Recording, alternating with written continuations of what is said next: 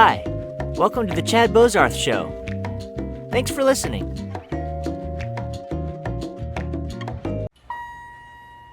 Tim Taylor, thank you for joining me. Hey, great to be here, brother. How are you? Oh man, I'm doing great. How are you doing? I'm good, man. Things are good. God is moving, and I'm excited about being on the journey. Oh, me too, man. Well, happy belated Veterans Day. Yeah, this is a good time for us to talk. Certainly, being that we're serving veterans, and that's a cool thing. Yeah. Well, so tell me, how did you get into the military? Thank you for your service, by the way.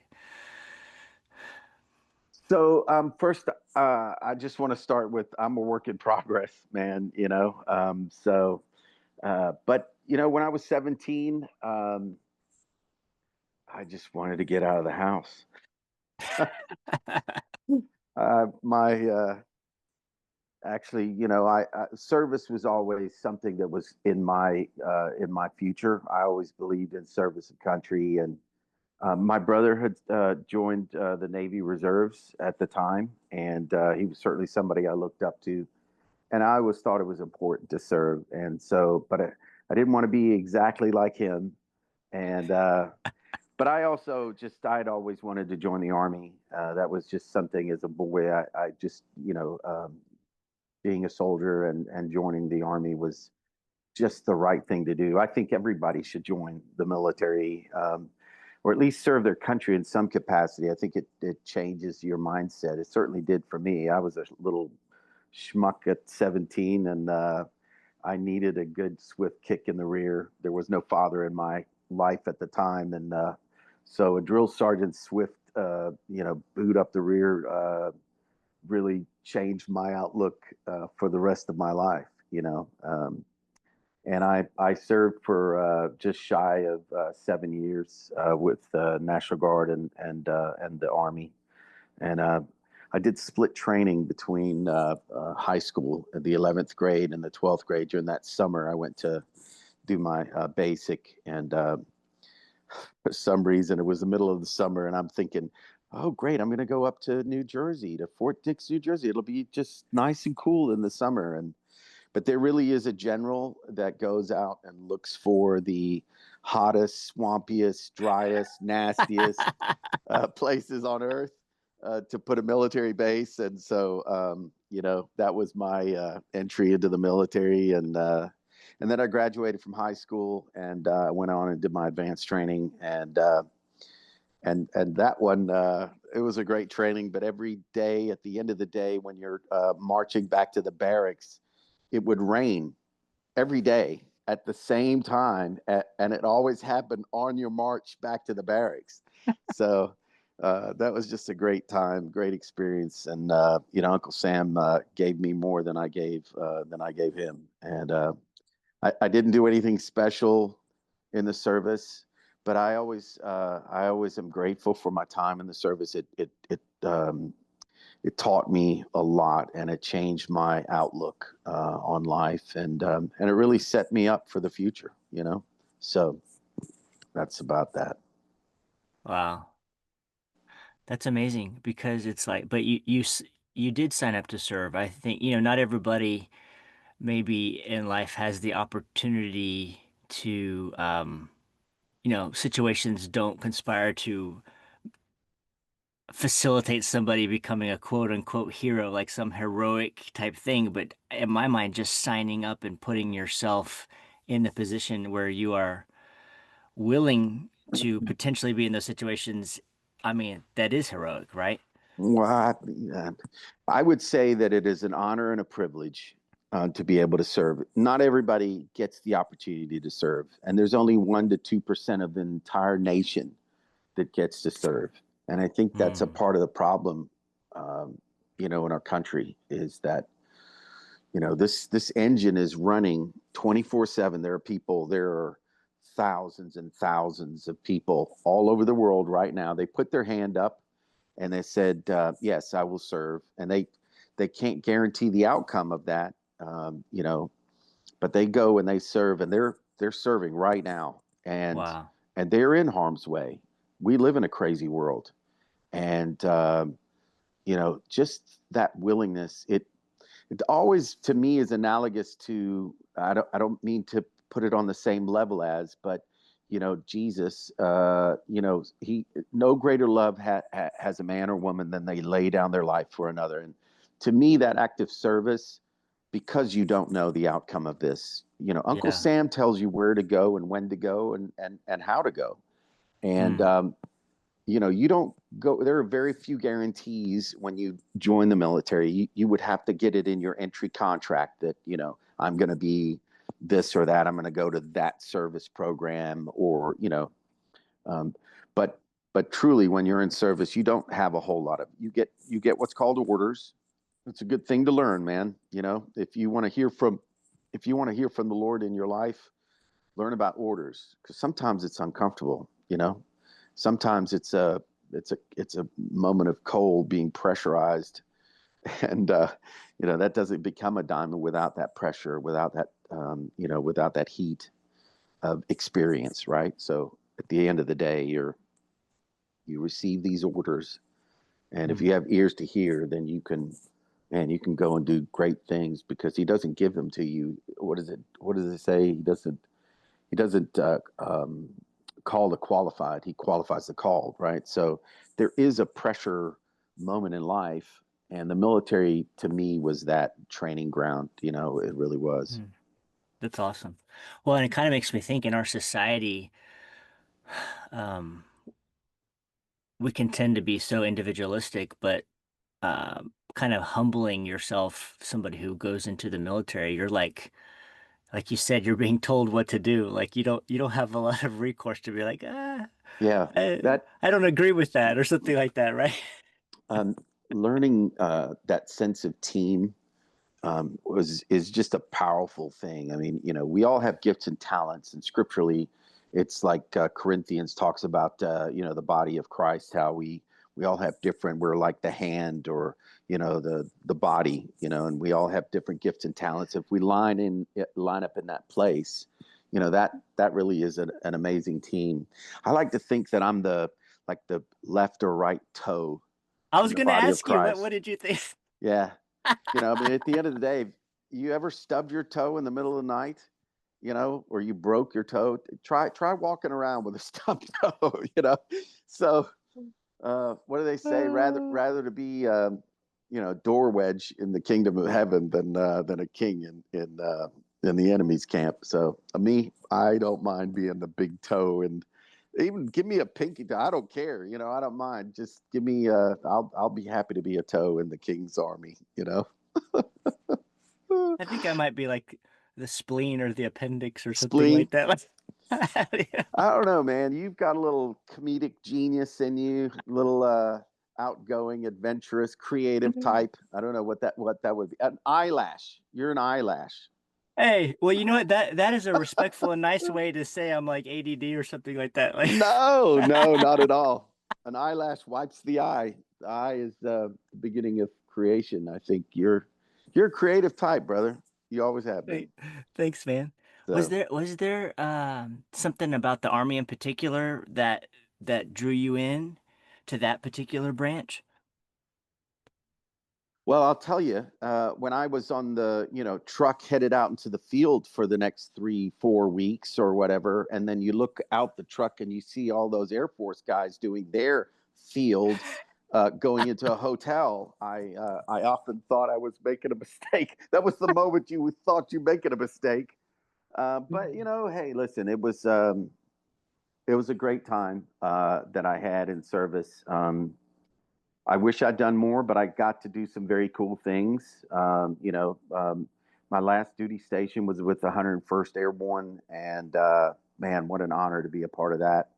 Wow. And but there was a moment in life I felt like I was at a crossroads. I could have stayed in. I just finished some training with the 101st, and it was awesome training. It was called air assault, and I loved that stuff, and Wow. it was very cool.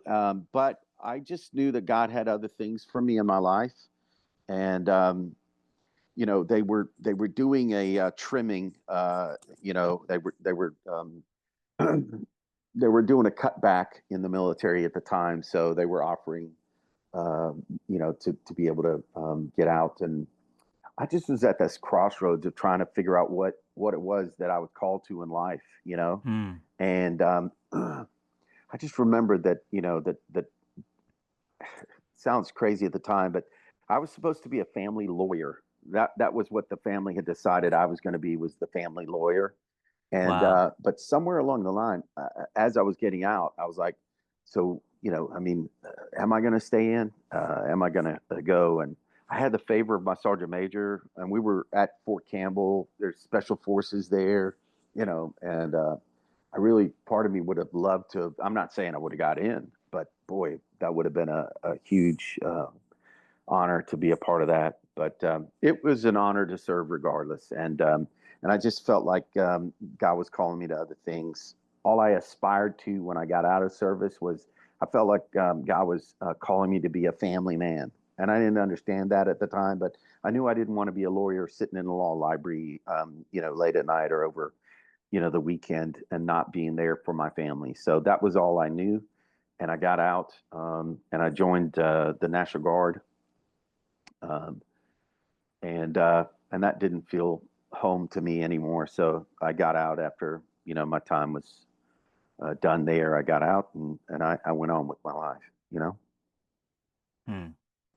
That's So interesting. It's interesting how we get directed like that. I like you. I would. I'm easily excitable. I can think of like watching like a law movie like The Firm or Pelican Brief or something like that, and I think, oh, I want to be a lawyer. And so I did take the LSAT years ago, oh and I yeah. kind of yeah, and I hopefully those grades aren't public. Let me just say that I did.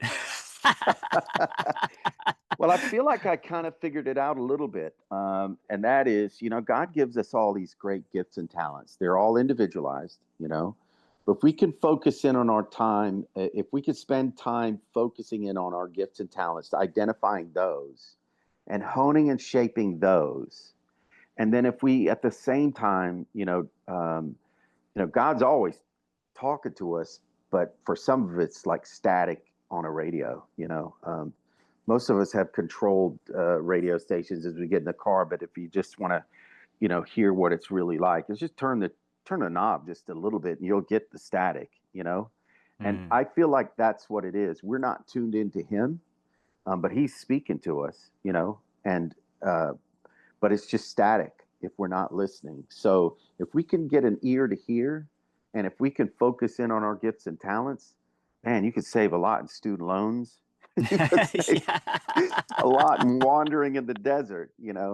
And truly, God does want the best for us. And if we just spend our time focused in on those gifts and talents and honing and shaping those, we can get further down the path, and then listening for orders. He speaks to us. There's really three voices you hear. There's yours, which is full of doubt and fear and trepidation, and then there's a condemning voice, and that's just the enemy coming straight at you, accusing you of everything under the sun.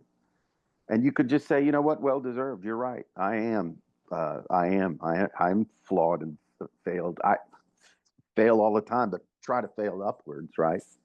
And then there's that other voice, and it may sound like your voice, but it's full of love and honey. It's a honeyed voice. Even when the Father's correcting us, it's still done in love. The voice is full of love. And it's like you with your three kids. I mean, we may lose it with our kids, but at the same time, that overriding, father to a child, you're going to hopefully correct in a loving, fatherly, manner, right? Yeah.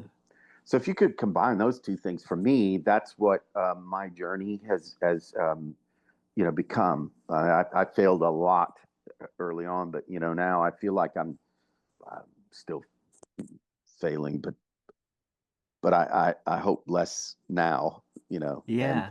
I feel like I'm where God's calling me to. I'm in the battle that God's calling me to, and He's taken all my mistakes into account, and yet He still loves me and still guides me through. And even starting this nonprofit, I mean, either God is God or He's not, right? Is He gonna provide or not? Well, He'll provide if you're called to that thing. And Yeah. we've been at this for 12 years with this nonprofit helping vets, and it's certainly not without its challenges, but man, it's been an awesome ride. Well, I want to ask you about that. So you you have this heart for veterans. What prompted you to get involved with veterans and do what are you doing right now? What Yeah, is the battle you're in right now? yeah. So, actually, in a former life, I was in the mortgage business. This is where I met your brother, and your brother, man, he's a man amongst men. I love your brother. Um, Me too. we were roommates for a season, Yeah, and that's when I first met you. yeah, met your Yeah. whole family. Love your family, man. And so I was in the mortgage business, and your brother and I worked at the same company, different roles and things. But man, we had a blast. He's just a good-natured guy with a big heart. And so I was just doing mortgages, and I was operations manager of a mortgage company and helping young loan officers. And they'd come to me with whatever the problem with was that loan, and then I would troubleshoot it and help them. And then of course I had my own loans and all. And at some point, I made a big mistake and felt like I was being called to go Midwest, and I was going to do this mortgage business, but I was going to do it on the Midwest. And I got out there, and oh man, I couldn't close the first loan while I was out there. All my money was Hmm. just draining down the drain and everything else. And miraculously, I found my way back to South Carolina, but not quite to Charleston. Through a friend, I ended up, about an hour away from Charleston, and your brother, they provided a home and everything, but it was a bit rough. Your brother came down to visit, and he looks around. He goes, "You're not staying here," and we packed my stuff, and he's like, "Come on, we're going back to Charleston." And so that was my second roommating with your brother. Wow. Yeah, and it was him that did that, and that company that I've been working with, they took me back, and your brother set me back up as his roommate. And I remember all your nieces when they were 2 and 3 years old, and I had a dog at the time, Nina. It was a type of loan, no income, no asset. Nina, no income, no Hmm. asset loan. And your little niece, they played princess and all of that. And one of them, I think it was Brooke, little Brookie, when she was, I know she's married and with a child now, but I know. at the time, I you talked know, to I talked to one of my nieces and we like exchanged like parenting tips and I'm like, I used to hold you as a baby. This is like weird, but it's yeah. fun. It's awesome though. It's awesome. And they would just walk. My dog would just love it when the girls would just, yeah. And your brother just kind of brought me into the family, as it were, and the kids. And one of the Brooke, I think it was, would hold her ear and like a leash and just walk her around the bottom floor. The dog would just be, just loving life. So she just loved those girls. So anyway, I did the mortgage business for a good long while, and then your brother got married to the beautiful Marti, and then I ended up a year or two later. I found the love of my life and my Rochelle, and got married. And but that happened in '08 when the world imploded and the mortgage world Hmm. imploded. So that Hmm. became a journey of reinventing myself, which a lot of veterans end up having to go through. When they transition out of the military, it's hard to readjust into the world. You come from a very different culture, and the world they give you a thank you for your service, and we all think the world's going to just roll out the red carpet and stop on a dime for us, and it just doesn't. It doesn't happen. We all have these grandiose plans, and it's about 6 months out of service that the crap hits the fan, and Mm. if you want to look at the suicide rates, things like that happen. Just it's because of the transitions and midlife crises, and then end of career crises, and those kind of things. There's a nuance to a military person, a man or woman's service, and them transitioning into different parts of their life. There are complexities. Do they have service connection disabilities? Do they have you know different things that happened to them while they were in the military? And does that affect them in other parts of their life? And so um, when that happened, just you go through this identity crisis. What are you going to do? Mm. Who are you? And so I ended up. I felt like the good Lord was saying, "Go do that thing you did when you were in the military." And what He meant was just, look, you're everywhere you go in the service, you got to get in one of these big trucks and go drive. So I drove tractor trailer for 2 years. I got my CDL. It was not a pleasant experience, but it was a really great experience. A lot of respect for guys and gals out there that are truckers. It's a hard life, you know. Many of them are out on the road forever. But I was married, so I would always I signed with a company that insisted that that was a part of the contract. That get me back, over the weekend. So I'd be Mm. out on the road for 6 days, and then or 5.5, and then I'd you know, just fall into bed. And my beloved wife, I mean, she wouldn't even see me barely. I'd bring her home a little bit of a check, and then she'd use part of it to cook me meals so that I could save money, so I wasn't buying food at truck stops. And she'd wash all my clothes, and so you come in on a Saturday afternoon, but by Sunday evening, you're picking up another load and you're headed back out on the road. So it's a bit of a rough life for those guys. I only did it for 2 years, and somebody said to me, "The Lord's going to put you into this cocoon where He can speak to you." And I didn't understand it at the time, but you are kind of just in a little cocoon. Mm. You're just Yeah. this floating island in a sea of traffic running around you. And I ended up 2 years into the journey. I was on a run into Atlanta, just shy of Atlanta from Greenville, and the road is very hilly, and little cars, they zip in and out, and they don't really pay attention to you at all, and they think you can stop on a dime, but you can't. It's just Mm. physics, math. And so traffic just slammed on brakes all of a sudden, and cars zipping in and out. And so I just, one of the old timers says I did it right. Didn't feel right at the time, but I pulled over into the emergency lane, because if I'd stayed straight, I would have just slammed into the next two or three cars and just killed them. You can't stop a tractor trailer Oh my gosh. quickly. So I pulled into the emergency, but it had been a muddy season, and so it grabbed a hold of my back tires on the trailer, and it jackknifed me into a hill.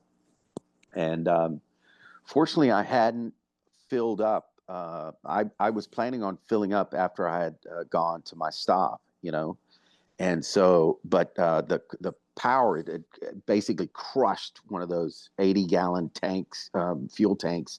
It crashed it like a Wow. like a Coke can, and Oh. the actual frame of the tractor trailer had twisted that heavy steel, and it was like slow motion. I watched. I had this big Tupperware thing with all my stuff. I would keep it on my passenger seat strapped, but it somehow broke loose in the process. And I just remember just like this scene of gravity, like everything just coming up in slow Mm. motion, all the stuff in my box, and then being slammed, wow, and everything just coming at me and just slammed into the side of the hill. And I mean, truly, I feel like the Lord could have taken me home that day. If I'd have been an hour, because I'd just been up in the gorge, going through North Carolina into Tennessee. There's this gorge you go through, and it was March, so it wasn't, it was still winter, and Mm. if it had happened right there, I'd have gone down into the gorge. I'd have been dead for sure, in that frozen Oh, water. And instead, I was on one of those embankment hills, sloping, yeah. on the side of a highway. And Mm. so from that day on, I walked out of that alive, and with the insurance money, because we had bought that tractor trailer, and the Lord even did all of this. It was amazing how it even happened. How we got our money back, most of our money back. We paid off the tractor trailer and got most of the money that we had invested into the beginnings of this trucking company. And Wow. we used that money to start our nonprofit. And with the help of a bunch of loving, generous friends, we started this nonprofit. It's to help veterans and families in crisis. We call it Tri-County Veteran Support Network because it focuses on our Charleston Tri-County area.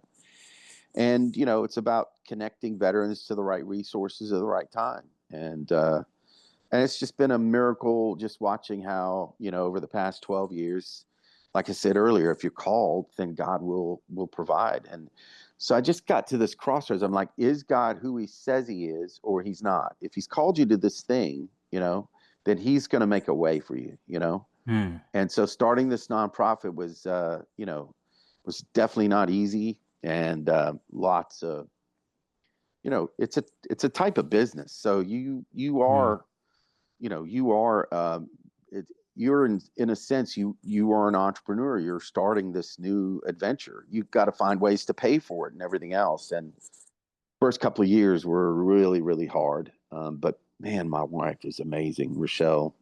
She rode the ride with me. She encouraged me. Um, it Mm. was something I was passionate about, and so she was being supportive for sure. But she's got a great sense for business, and so to be able to bounce ideas off of her, and they say in a relationship, somebody's the kite and somebody's holding the kite. I'm definitely the kite, and she's definitely the one keeping Me too. keeping me grounded. Oh man, that sounds like my marriage, yes, Yeah, absolutely. Like, yeah. thank But God my wife is holding on. yeah, exactly right. So, but the moment that we knew it was gonna work was, we did a fundraiser, and man, I mean, I was so stressed out, man. The only time I got peace was when I went to sleep, and then Wow. as soon as I woke up again, the just it just hits you like a ton of bricks again. And one morning I woke up. We're probably about 6 weeks away from this fundraiser, and I mean, just, how are we going to pay for this thing, and how are we going to raise the money? And somebody out of the blue just reached out via email and said, "Hey, we want to become a sponsor, and really excited about what you guys are doing. And so here's the amount of money we want to do it." And I think it paid for about 2/3 of the cost of the fundraiser itself. Wow. And so we, from that moment on, we started picking up steam and more sponsors and everything else. And then somewhere in the midst of it all, you know, I think people think of a nonprofit, it's this charity thing, and that's great, and donors come along. But listen, you have to remember this is a type of business. So, Mm. if you have a sustainable revenue stream through business in a nonprofit world, that really is a key ingredient. And so, solving some problem. And for us, for some nonprofits, it could be a curriculum or something. For others, maybe you're into pets and animals. Well, start a grooming business, and a stable, a place to keep them for people while they're away or something. You know what I mean? A kennel. Mm. Because that's revenue coming in. And for us, it was working with homeless vets. You got to have housing, and there's such a real housing shortage out there for low income people in the first place. But especially, I think anyway, my heart being for veterans, it was housing for homeless vets. And Hmm. so Wow. through networking, God opened up a door, and this combat vet who owns a lot of property here in the Charleston area, I got connected with him, and through building relationship with him over time, he ended up selling us 8 of his units. This guy has owned hundreds of units, so Wow. he mentored me in the process. And I mean, these units weren't, they definitely weren't the Shangri-La. There was a lot of, I remember walking through them as we were getting ready to buy them and just crying inside, oh Lord, please no. But we bought them, and this guy he sold them to us with no money down. Owner financed it. He paid for all the Wow. closing costs.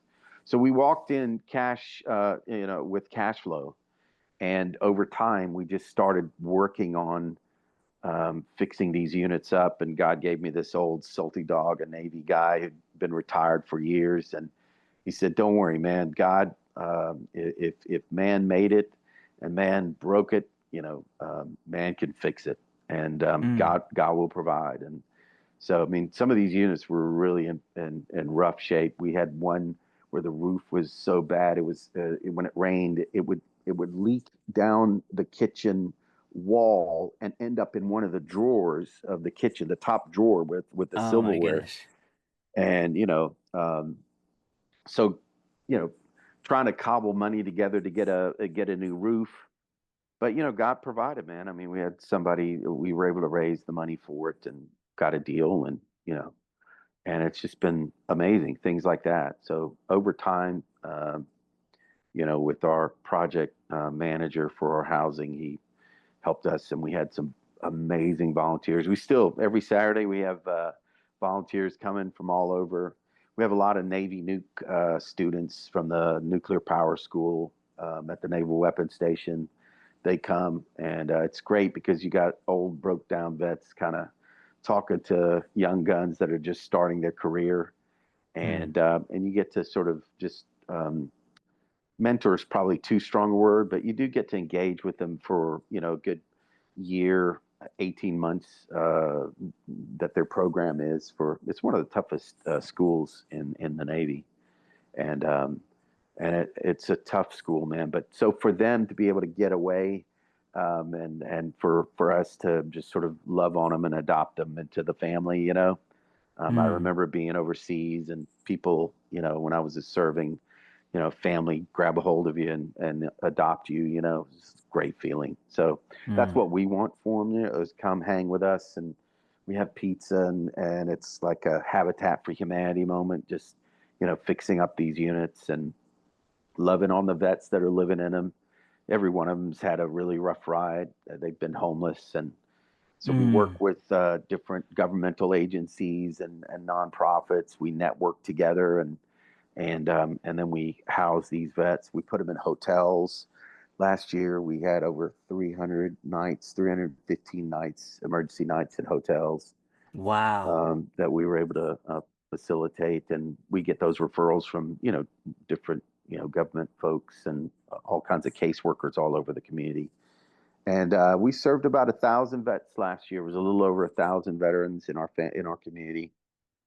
So, you ask what the challenges are now. Well, we're really excited. We've been doing this for 12 years, and now the challenge is, okay, there are other communities out there where there are, a guy or gal like me that's trying to cobble together a community's um, way, a community plan to help veterans and families in crisis. And so, what can we do? How can we do that? And there are guys and gals out there across the country going, how do I get more housing?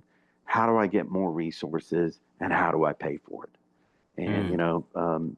a grant is like the winning the lottery, but it's a bad lottery because there's somebody in some bureaucracy in DC or state capital that is giving you this grant, and it's very rare that you would get the grant without a lot of a lot of bureaucracy, and you know, Mm, and you go, well, why won't you let me do this? You only want me to do this, but you're not on the ground. You don't see all these other bits and pieces, and that's the mm, bureaucracy that entangles you, takes you off your mission a lot of times. So for me, an entrepreneurial plan has been the best. We do fundraisers, and then we have our own properties that we own, and that gives me a lot of freedom, to be able to serve in a lot of ways where the government bureaucracy will entangle the caseworker trying to help the vet, and they'll call us for things that unfortunately,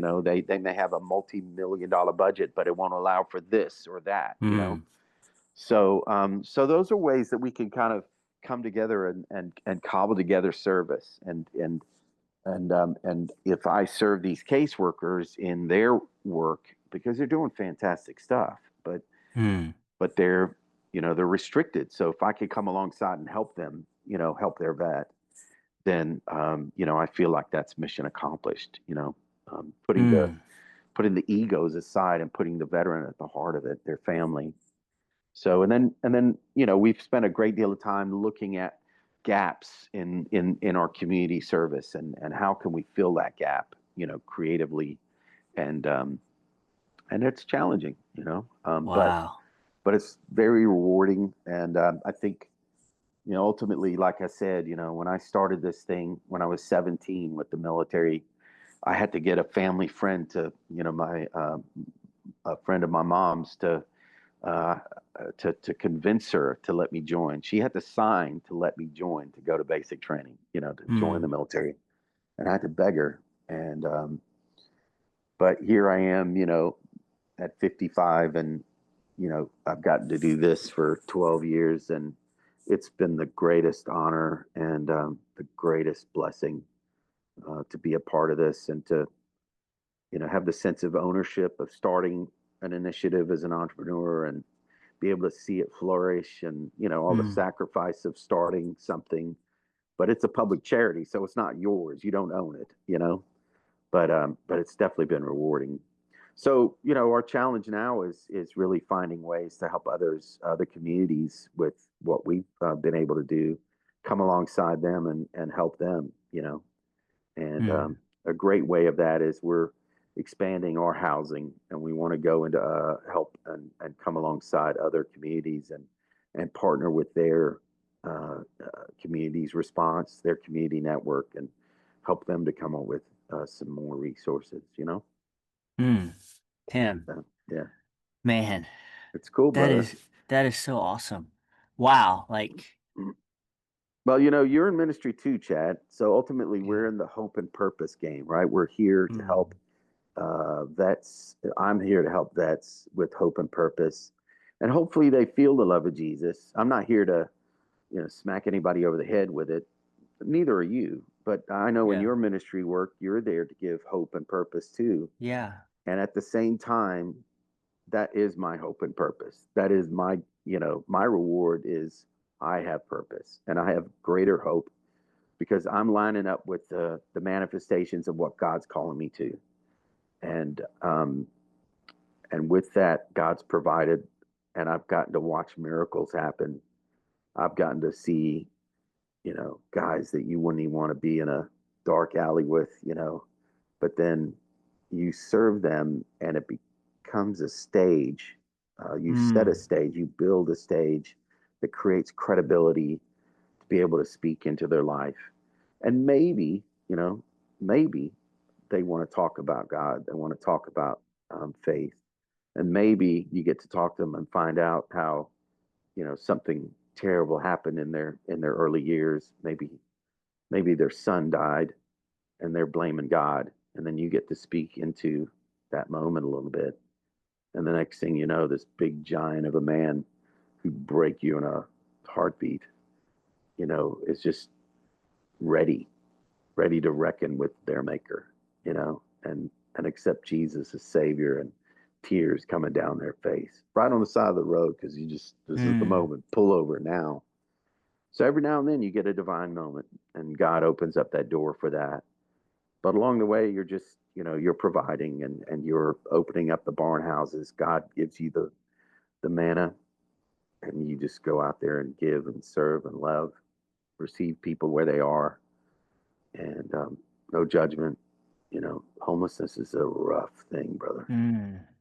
You got some family just sleeping in their car tonight or under a bridge or wherever they could find a piece of shelter. And, to be able to, what a privilege to be able to love on somebody and help them in their journey to get solid and stable again. And you Mm. don't do it alone. There's lots of people that come alongside you.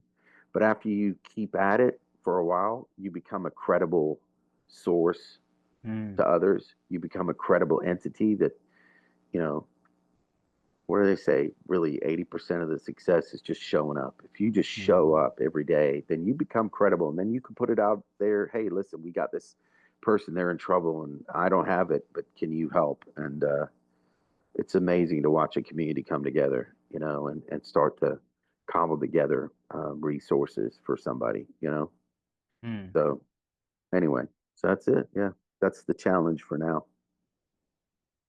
Tim, that's so amazing what you're doing.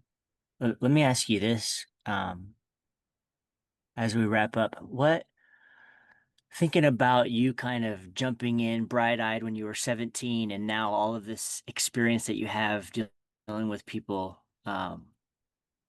coming out of the military and the struggles that so many face, what would you say to the bright-eyed, you know, young guy or gal who's about to go into the military to think about?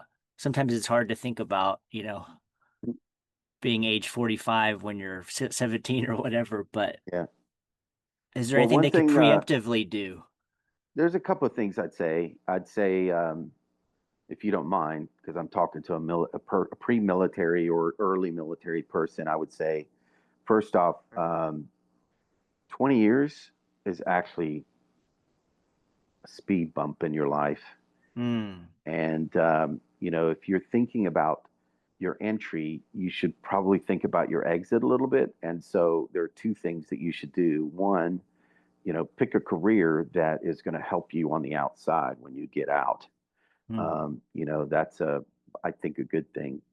Um, I think also just, um, there are ways of saving funds when you're in the service. You get 3 meals and a bed. And then when you get to a certain rank, you get to live off the base, and they give you extra money for that. So use that. You don't even need all that money.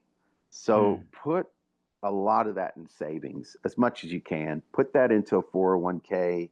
The military has a version of a 401k, and most military folks know that. And set it and forget it. And let me tell you, Hmm. being 55 and on the other side of that, I didn't do that. And Hmm. compound interest is a beast. And when you get out of the service, if you have thought about your exit, and you do your 20 years, well, then you've got a pension already set up. That's an amazing thing. Then if you've saved some, 20 years of compound interest is amazing. You could Hmm. walk out of the service with 500,000 or 1 million. The other thing is, keep a copy of your medical records. It's Hmm. important, and make sure that you get everything when it happens. You need to go in to the doctor and get that in, because it's going to matter when you are 55 and broke down body. Hmm. Because it didn't actually happen if it's not in the record. And when you're planning your exit, really you need to find a local group like us, a network of some kind, and you need to do that about a year out so that you're planning your exit well.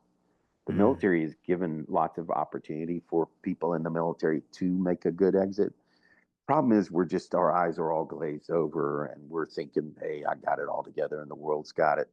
But to grab a hold of an organization like us about a year out, to make your plans, make it a smoother exit into the military. I mean, out of the military. You know. But the Hmm. other thing is, when you're in service, man, don't come home. get on a plane, go see somewhere. You get 30 days of paid leave. And the military actually gives you this thing called a MAC flight. I went from California to England. Cost me, as I recall, $5 for the flight, and $10 for the meal, Wow. $15, and I got to go there and see. I was just a great experience. But you know, if you're young, go do some crazy stuff. Go and enjoy the world out there with a Mac flight. Go see the world. It's an Mm, amazing place out there. So anyway, I guess that's what I wow. would say. Tim, this was awesome, man. Thank you so much for your service and for sharing your wisdom. And what's the best way to get a hold of you? I'll put a link to your Tri-County Veterans Support Network in the description. Is that the best way to contact you? Maybe somebody's in another city and they want to figure out to set up something similar to what you're doing? Yeah, through the website, there's a contact us, so it'd be really easy to reach out through our thing, or you can find us on Facebook if you want to put the link on there. With Facebook, sure. If we can help somebody, set something up, or if they wanted and they're in Charleston, they'd like some help, please reach out. We'd love to help. So That's awesome. Tim, thank you so much. yeah, man, and give my best to your mom and your family.